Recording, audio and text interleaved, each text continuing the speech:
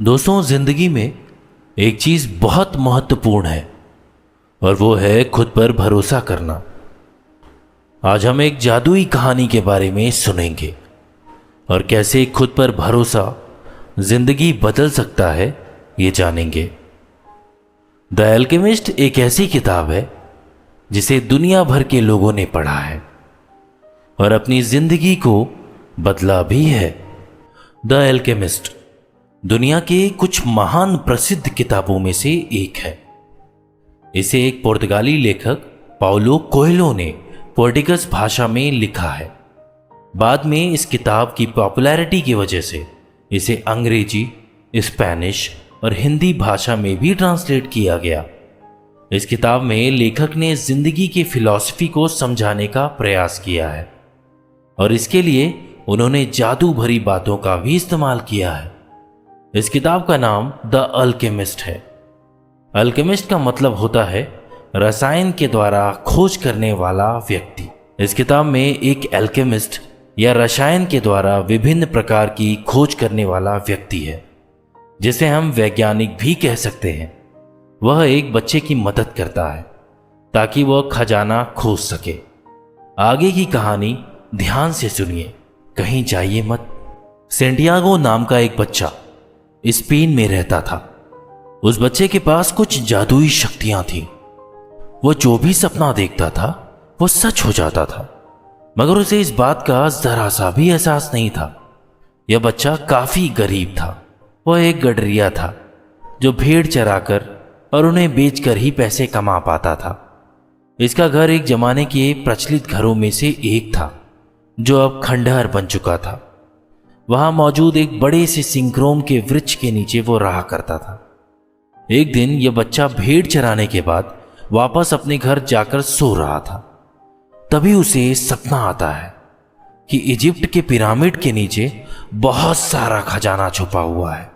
इसे इस बात पर यकीन नहीं हुआ, लेकिन लगातार 2 बार इसे यह सपना आया। अपने सपनों का रहस्य पता लगाने के लिए वह अपने शहर के प्रसिद्ध जिप्सी महिला के पास गया, जो सपने का रहस्य बताया करती थी। उस महिला ने सेंटियागो नाम के इस बच्चे से कहा कि तुम्हारा सपना बिल्कुल सच है और तुम्हें खजाना तलाश करने जरूर जाना चाहिए। उसकी बात से प्रेरित होकर सेंटियागो ने अपने सभी भेड़ बेच दिए और उससे आए पैसों के सहारे वह एक नाव में बैठकर इजिप्ट की तरफ रवाना हो गया।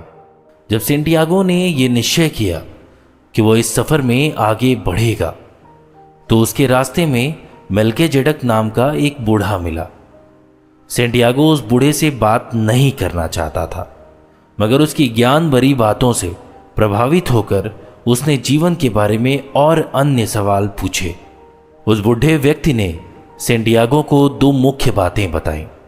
पहला, हमें अपने जीवन में पर्सनल एजेंट चुनना चाहिए, अर्थात एक ऐसा मकसद चुनना चाहिए जिसे पूरा करने के बाद हम ये कह सकें कि हमने जन्म किस काम के लिए लिया था। दूसरी बात में उस बुढ़े ने बताया कि अगर तुम खजाना ढूंढने जा रहे हो तो तुम्हारे रास्ते में कई बड़ी परेशानियां आएंगी और एक ऐसा समय आएगा जब तुम आगे का रास्ता नहीं ढूंढ पाओगे। उस वक्त के लिए उसने सेंटियागो को 2 पत्थर दिए और कहा कि जिस चीज़ को तुम दिल से चाहते हो उसको ध्यान में रखकर अगर इस पत्थर को हवा में उठा लोगे तो यह पत्थर तुम्हें सही रास्ते तक लेकर जाएगा। उसने कहा कि याद रखना, तुम इस पत्थर का केवल एक बार ही इस्तेमाल कर सकते हो और केवल उसी चीज़ के बारे में पता कर सकते हो जिसे तुम दिल से चाहते हो। उसके बाद सेंटियागो ने एक जहाज किया और बैठकर इजिप्ट की यात्रा पर निकल पड़ा। जब वो जहाज से उतरा तो वो एक अनजान शहर में था जिसके बारे में वो कुछ नहीं जानता था। एक बार में वो चुपचाप बैठकर वह आगे के रास्ते के बारे में सोच रहा था। तभी उस शहर का एक व्यक्ति उसके पास आया और उसने कहा कि इस अनजान शहर से वह उसे निकाल सकता है और उसके मंजिल तक पहुंचा सकता है। सेंटियागो ने उसके साथ एक सौदा किया कि अगर वह इसे खजाने तक पहुंचाने में मदद करेगा और इस शहर का एक गाइड बन जाए तो बदले में उसे वह खूब सारा पैसा देगा। उस व्यक्ति ने गाइड बनकर सेंटियागो को शहर में इधर उधर घुमाया और उसका सारा पैसा ले लिया और एक बाजार में कहीं गायब हो गया। उस गाइड ने सेंटियागो को धोखा दे दिया। बेचारा सेंटियागो बिना पैसों के रोड पर भूखे प्यासे खड़ा था और उसे गुस्सा आ रहा था, साथ में खराब भी लग रहा था। तभी उसने अपने जेब से वो 2 पत्थर निकाले और सोचा कि उस चोर के बारे में पता लगाया जाए।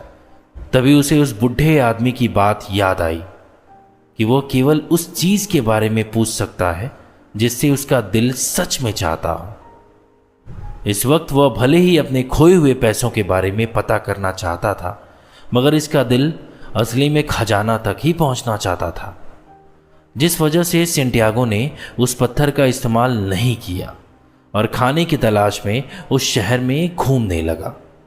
तभी उसे इस शहर में एक क्रिस्टल का व्यापारी मिला, जिसने सेंटियागो को खाना खिलाया और बदले में अपनी दुकान पर काम करने के लिए रख लिया। जब उस क्रिस्टल के व्यापारी ने सेंटियागो को खाना खिलाया और अपनी दुकान पर काम करवाया, उस वक्त तो उसे काफ़ी अच्छा मुनाफा हुआ।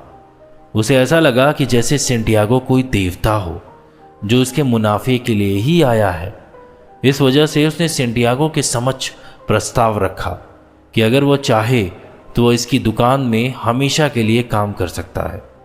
इस वक्त सेंटियागो को इस अनजान शहर से बाहर निकलने के लिए पैसे की सख्त ज़रूरत थी, मगर वह हमेशा के लिए इस दुकान पर काम करना नहीं चाहता था।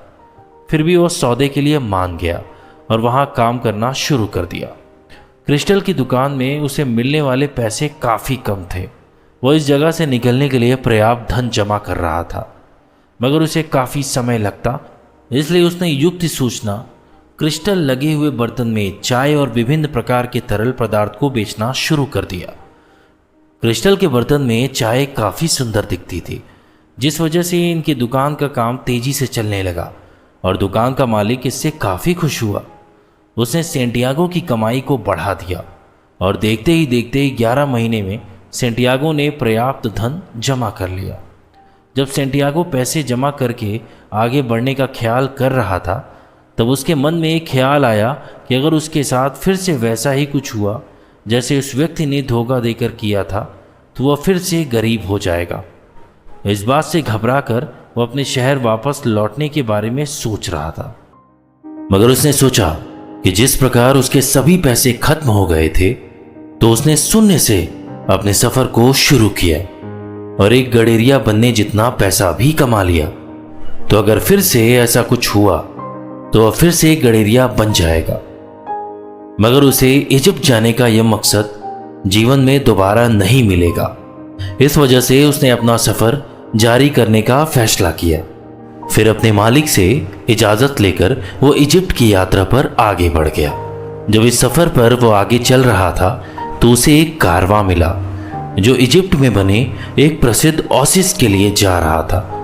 आपको बता दें कि रेगिस्तान के बीच एक हरा भरा स्थान होता है जिसे ओसिस कहते हैं। इजिप्ट के लिए जाने वाले इस कारवां में उसे एक अंग्रेज दोस्त मिला जिसका नाम एआई फयोम था। इन दोनों व्यक्तियों में काफ़ी अच्छी दोस्ती हो गई। दोनों अपने जीवन के सुख दुख के बारे में बात करते हुए आराम से इस सफ़र को जी रहे थे। एआई फयोम इजिप्ट जाकर वहाँ बैठे एक एल्केमिस्ट से सोना बनाने की कला सीखना चाहता था। जब ये दोनों व्यक्ति ओएसिस पहुँचे तो पता चला कि रेगिस्तान के कुछ कबीलों के बीच भयंकर मारकाट होने वाली है, जिस वजह से सेंटियागो को भी इस रेगिस्तान में ही रुकना पड़ा। इजिप्ट के उस रेगिस्तान में सेंटियागो को काले बाल वाली एक खूबसूरत लड़की भी मिली जिसका नाम फातिमा था। वह लड़की से मिलने के लिए अक्सर बाजार में किसी न किसी बहाने से पहुंच ही जाता था। धीरे धीरे दोनों के बीच में काफ़ी अच्छी दोस्ती हो गई। मगर एक दिन सेंटियागो को ख्वाब आया कि आज मार काट चढ़ने वाली है और सबसे पहला आक्रमण ओसिस पर ही होगा। उसने यह बात ओसिस के राजा को भी बताई, मगर ओसिस पर आक्रमण करना रेगिस्तान के उसूलों के खिलाफ था। इस वजह से राजा ने उसकी बात पर भरोसा ही नहीं किया। मगर सेंटियागो ने जिद करके अपनी बात मनवाई और राजा ने शर्त रखी कि अगर सेंटियागो की बात झूठ निकली तो उसका सर काट दिया जाएगा। रात में बिल्कुल ऐसा ही हुआ। ओएसिस पर आक्रमण हुआ और पहले से तैनात सैनिकों ने रेगिस्तान के ओएसिस को बचा लिया। सब सेंटियागो से काफ़ी प्रभावित हुए और जब ये बात रेगिस्तान में बैठे अल्केमिस्ट को पता चली कि एक जादुई लड़का आया है, तो वह दौड़कर सेंटियागो से मिलने चला आया। उसने इस बच्चे की यात्रा का कारण पूछा और कहा कि वह उसे उस खजाने तक ले जा सकता है। उस अल्केमिस्ट के साथ खजाने तक का सफ़र शुरू करते वक्त उसे फातिमा मिलने आई और उसने कहा कि वह सेंटियागो का इंतज़ार करती रहेगी। सेंटियागो ने भी उससे वादा किया, खजाना मिलने के बाद वह उससे मिलने ज़रूर आएगा। खजाने तक ले जाते वक्त अल्केमिस्ट और सेंटियागो पर हमले हुए। कुछ गुंडों ने इन पर आक्रमण किया और उन्हें मार देने की भी धमकी दी। अल्केमिस्ट ने अपनी रसायन विद्या से एक तूफान बनाकर दिखाया, जिससे सभी डाकू डर गए और वहां से भाग गए। रास्ते में अल्केमिस्ट ने सेंटियागो को सोना बनाने की कला सिखाई और कुछ सोना भी दिया और कहा कि अब आगे का सफ़र उसे अकेले ही तय करना होगा। उसने कारण नहीं बताया, मगर जब सेंटियागो उन पैसों के सहारे आगे बढ़ा तो उसे एक चमकता हुआ बड़ा सा पिरामिड दिखाई दिया। उसे लगा कि उसकी जिंदगी का मकसद पूरा हो गया। जब वो इजिप्ट के पिरामिड के पास पहुंचा तो उसने उस जगह पर कदम रखा जहां उसने सपना देखा था और वहां खोदना शुरू कर दिया। जब सेंटियागो खुदाई कर रहा था तो उसके पास कुछ चोर आए और उसका सारा धन और पैसा लूट लिया और उसकी जान लेने का भी प्रयास किया। मगर सेंटियागो ने कहा कि उसके जीवन का केवल एक ही मकसद है कि वह गड़े हुए खजाने को निकाल सके और तुम लोग ये सारे धन को लेकर चले जाओ और उसे यही छोड़ दो। सभी चोर हंसने लगे और चोर के सरदार ने कहा कि ऐसा ही सपना मुझे भी कई साल पहले आया था कि स्पेन में एक खंडहर चर्च है जहाँ पर साइक्लोन नाम का एक वृक्ष है जिसके नीचे खूब सारा खजाना गड़ा हुआ है, लेकिन मुझे पता चला है कि वह एक गरीब गडेरिया का घर है। इस वजह से मैं इस तरह के चक्कर में नहीं पड़ता। सेंटियागो ने उस चोर की बात सुनी तो उसे काफ़ी झटका लगा। उसकी बात पर गौर करने पर सेंटियागो को पता चला कि यह चोर इसके घर की ही बात कर रहा था, क्योंकि इस स्पेन में एक प्रचलित चर्च और साइक्लोन का पेड़ केवल इसी के घर में ही है। बहुत देर वहां खुदाई करने के बाद चोर की बातें उसके दिमाग में घूमने लगी। वह दौड़ता हुआ अपने घर आया और उस साइक्लोन के वृक्ष के नीचे खुदाई करना शुरू कर दिया। कुछ देर के बाद उसकी खुशी का ठिकाना ना रहा। उसने पाया कि खजाना कहीं और नहीं, इसके घर में ही गड़ा हुआ था। अपने सपने पर गौर करने से उसे क्या पता चला कि असल में सपना उसे खजाने के बारे में नहीं बताना चाहता था। सपना उसे यह बताना चाहता था कि खजाना उसके घर में ही है। उसके बाद सेंटियागो फातिमा के पास वापस आ गया। अब दोस्तों, आपको ये बताऊं कि इस कहानी से आपको सीख क्या मिलती है। इस कहानी ने हमें यह सिखाया कि अगर हम किसी चीज़ को दिल से चाहें तो पूरी कायनात हमें उस तक पहुंचाने में मदद करती है। इस कहानी से निष्कर्ष यह निकलता है कि जो भी चीज़ है वो तुम्हारे अंदर है। तुम अगर चाहते हो कोई चीज़ तो तुम आज के आज उस चीज़ को हासिल कर सकते हो। थोड़ी मेहनत, थोड़ी लगन, ये सारी चीज़ तुम्हारे जीवन में काम आएंगी तुम्हारी सफलता को प्राप्त करने के लिए। इसलिए जो चाहते हो उस पर लगन भाव से काम करना शुरू कर दो। एक न एक दिन जो चाहते हो वो तुम्हारे हाथ में ज़रूर आएगा। इस कहानी के लेखक पाउलो कोएल्हो ने इस कहानी के जरिए हमें बस यही बताना चाह रहे हैं कि जो भी है वो तुम्हारे अंदर है, यानी कि जो भी खजाना छुपा है वो तुम्हारे अंदर है। तुम जो चाहते हो, जो करना चाहते हो वो कर सकते हो, जो बनना चाहते हो वो बन सकते हो। बस खुद पर भरोसा करना शुरू कर दो। तब तक के लिए शुक्रिया दोस्तों, मिलते हैं ऐसे ही ऑडियो बुक समरी के साथ।